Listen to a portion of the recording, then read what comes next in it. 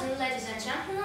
My name is Natalia. I'm a third-year undergraduate student. Today I'm going to tell you about data processing on the Nano-Neutrino telescope and about other neutrino telescope of big volume. So, at first, I will give you a short insight into the neutrino specifics. Then I will continue with detection methods. And after this introduction, I will tell you about some work moments on the Nano-Neutrino telescope. As you may know, neutrinos are leptons placed in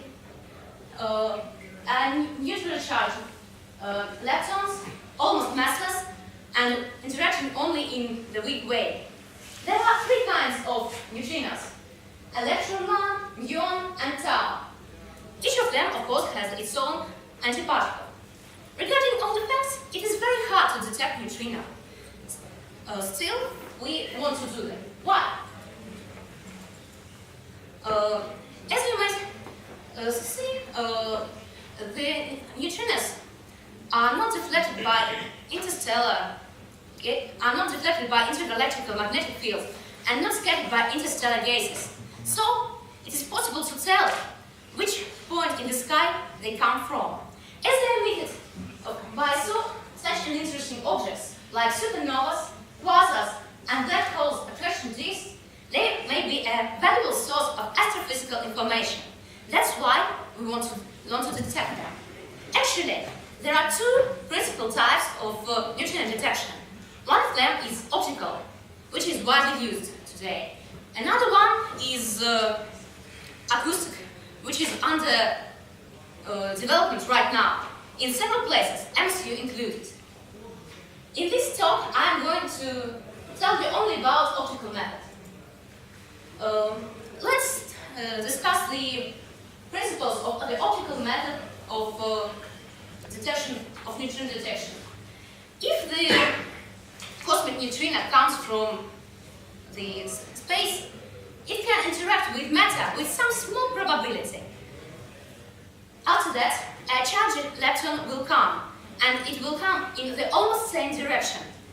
This particle can have such velocity that it is higher than the velocity of light in the water.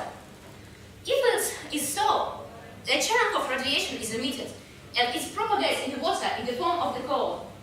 The form of the cone is fixed by a set of photomultipliers placed in the water.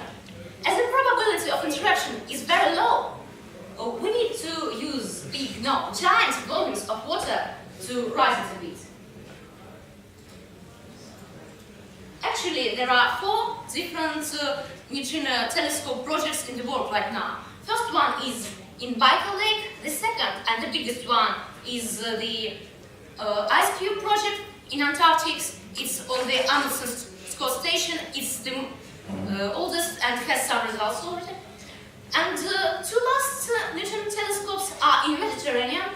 One is Antares, near French shores, and another one, which I'm speaking about, is NEMA telescope, near Italy shores in Capo Passero, near Sicily. So, this is how the line of the NEMA telescope looks like. On each floor there are beams. On the end of each beam there is photomultipliers, optical model with photomultipliers. So it is floating in the water and connected with the shore station by optical cable. Today we have only one tower, but later there will be lots of them. So now we can go to the final part of my talk about the most interesting part of the work, the practical task on the Nano-Neutrino telescope. It is still under construction right now, so we do not have normal data yet. Still, there are some tasks. This summer task was to define the optical properties of the water on this exact place.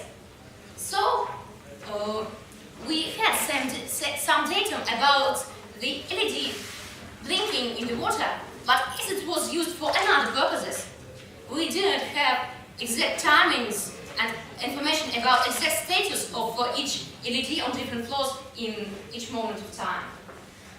is scattered and absorbed in the water. So if we have a short flash of light, the intensity of the photomultiplier will change slower and will have a complicated form. Here you can see the plot of intensity on the photomultiplier.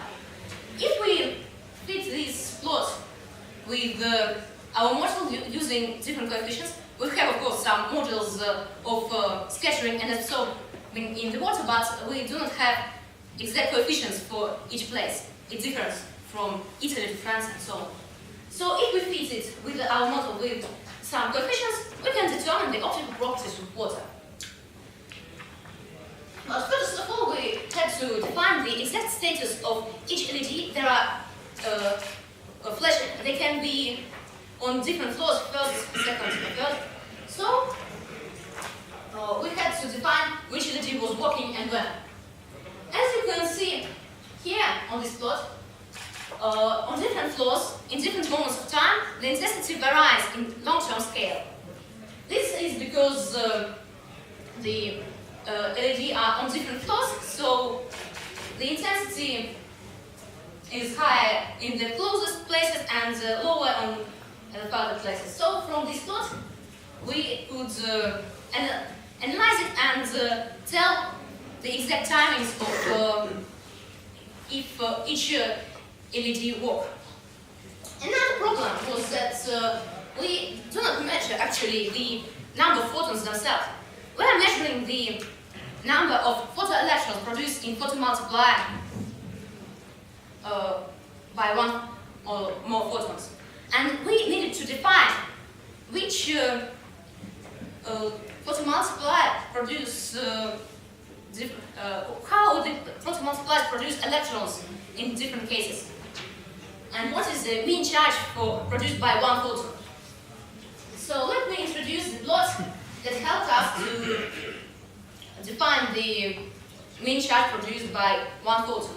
Here on one axis we have the charge that was recorded. On another axis we have the number of such records during our run. So the most probable situation is that we receive one photon and the peak corresponds to the mean charge of electrons produced by one photon. After that, two plots could be made.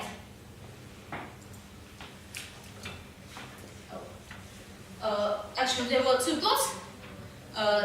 One is that corresponds to the photoelectrons, and another one corresponds to the calibrated situation when we have photons, not photoelectrons. They were, of course, very similar because for different photomultipliers, because they have almost the same properties. So now we can make the conclusion. The neutrino astrophysics is in the very beginning of development right now. And even though NEMO telescope is under construction today, it already unites the forces of scientists of different countries such as Russia, Italy, France. It already needs some scientific research to be done. You could see here how the preparation for the study of optical properties of water was made. And we defined the mean charge of electrons produced by the one photon in different photomultipliers and made a calibration. Also, the timings of LED blinking was discovered. I told you only about a small part of the giant project. This part wouldn't be possible without help of such people as Evgeny Shirokov, Marko Andrinovsky, Christopher Gon, and Vladimir Kulikovsky. This study was made in Genoa, ENFM, in July of 2014. All the work was done using proof package on Debian operational system. Thank you for your attention. If you have any questions, please ask.